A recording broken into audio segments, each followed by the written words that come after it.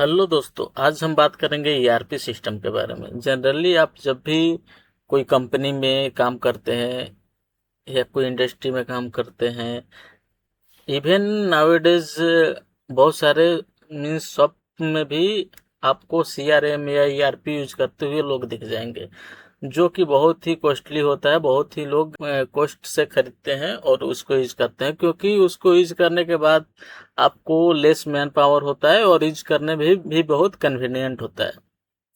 इसी तरह मैं एक ईआरपी सॉफ्टवेयर खुद से बनाया है, जो कि सिक्वल डाटाबेस से कनेक्टेड है, जिससे आप फ्रीली आपको 1 मिलियन रो तक डाटा स्टोर कर सकते हैं।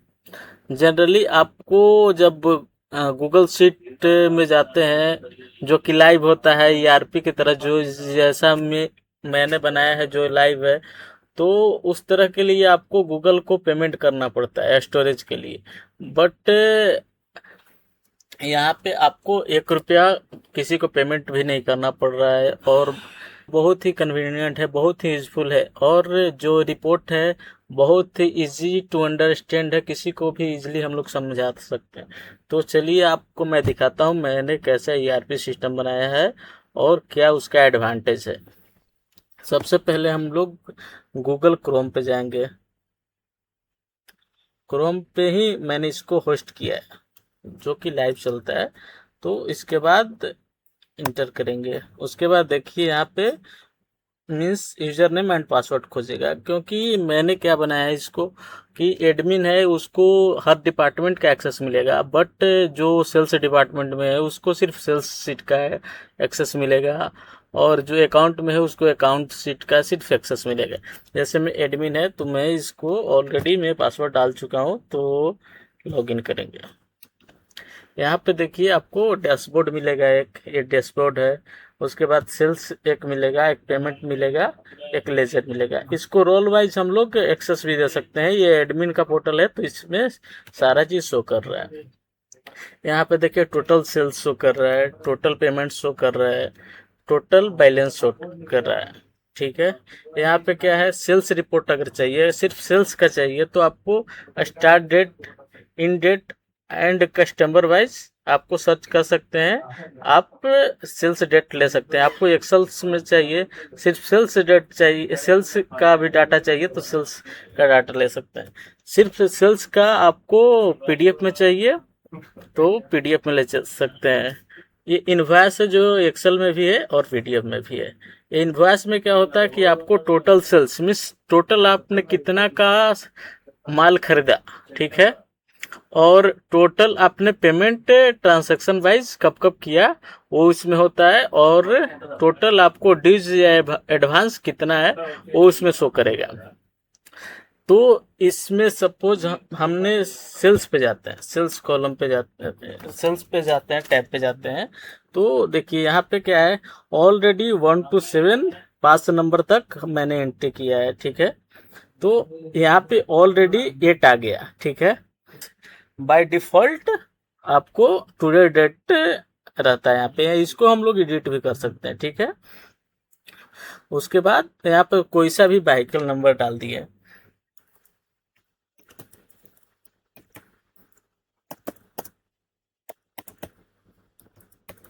ठीक है।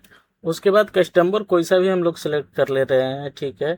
यहाँ पे आइटम है, आइटम का नाम डालने के बाद आपको उसी के अनुसार ऑलरेडी रेट्स आ जाएगा। जैसे मैं 10 mm डाला तो 700 आ रहा है, सपोज 20 डाला तो 1700 आ रहा है, 40 डाला 900 आ रहा है, लाइक दैट है। मीन्स 30 डाला 1200 आ रहा है। ये आप खुद से भी एडजस्ट कर सकते हैं। और यहाँ पे नेट वेट सपोज में कुछ भी डाल दे रहा है, 43 डाल दिया सपोज, उसके अनुसार एड सेल करेंगे तो यहाँ पे देखिए नीचे में उसको एड सेल होकर 8 नंबर आ गया, ठीक है।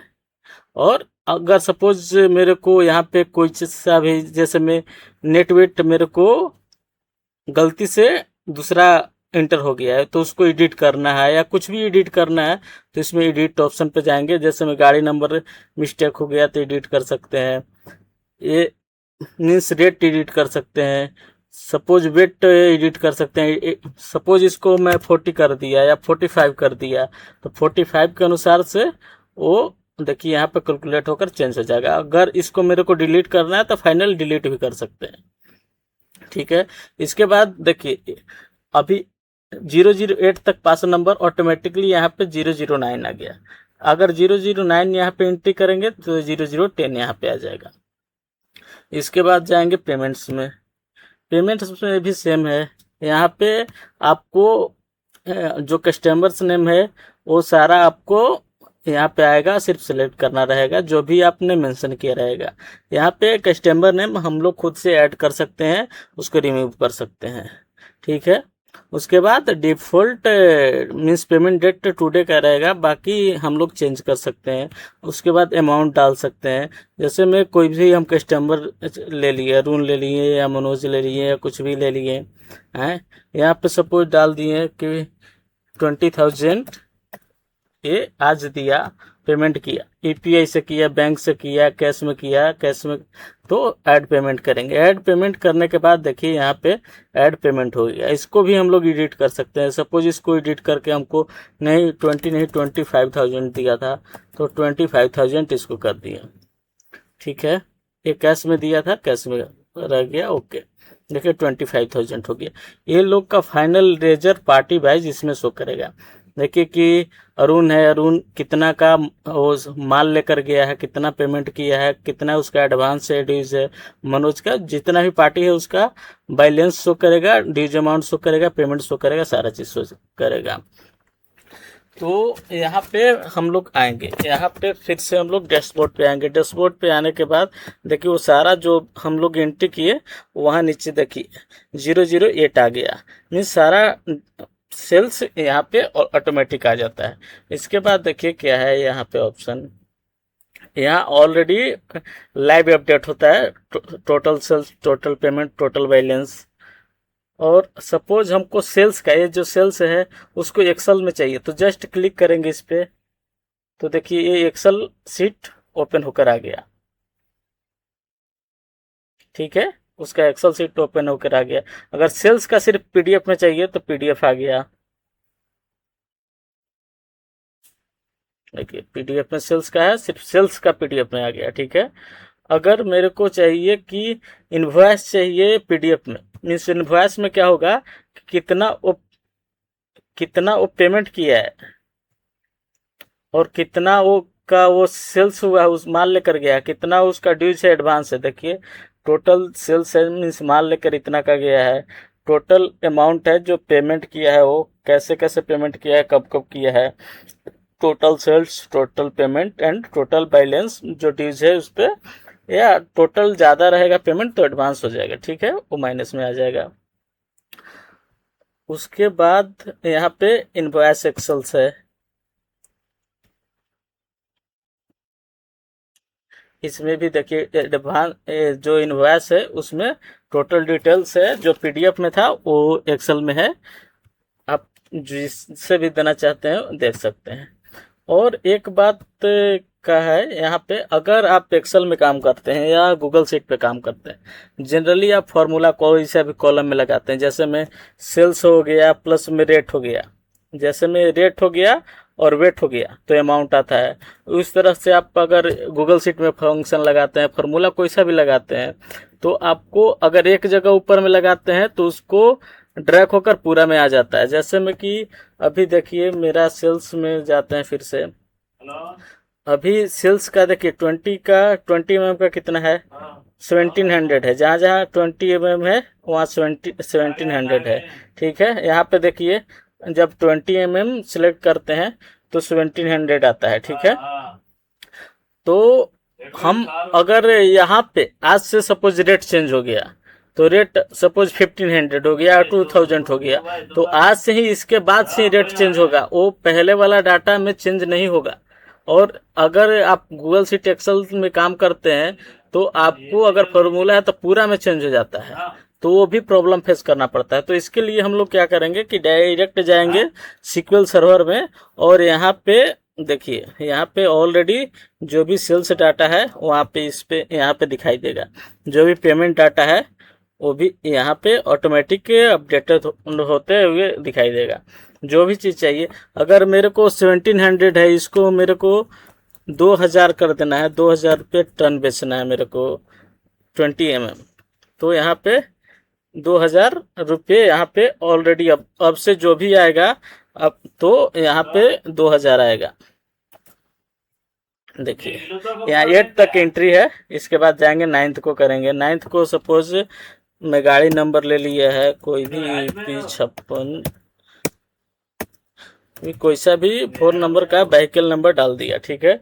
उसके बाद कोई सा भी पार्टी डाल दिया, अरुण महेश जो भी है, कैश पार्टी है।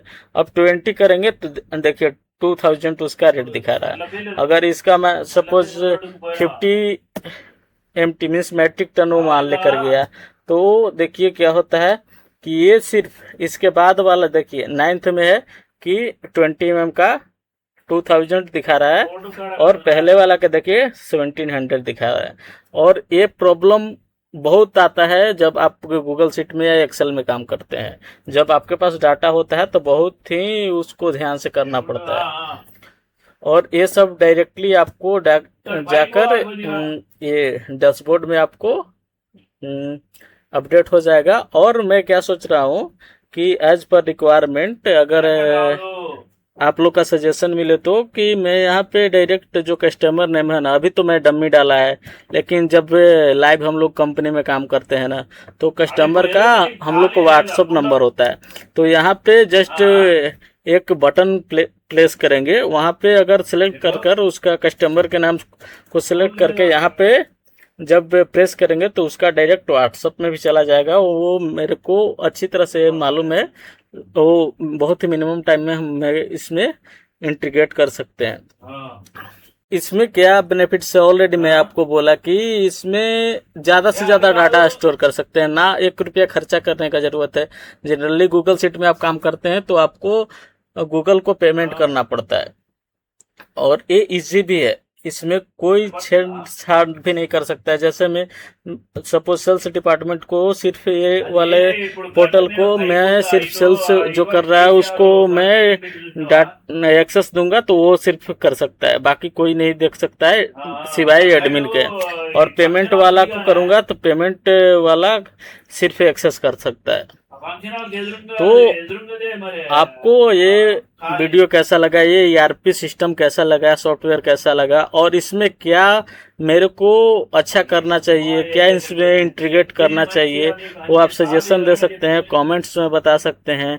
और ये वीडियो आपको अच्छा लगा तो लाइक कर सकते हैं, चैनल को सब्सक्राइब कर सकते हैं। Thank you.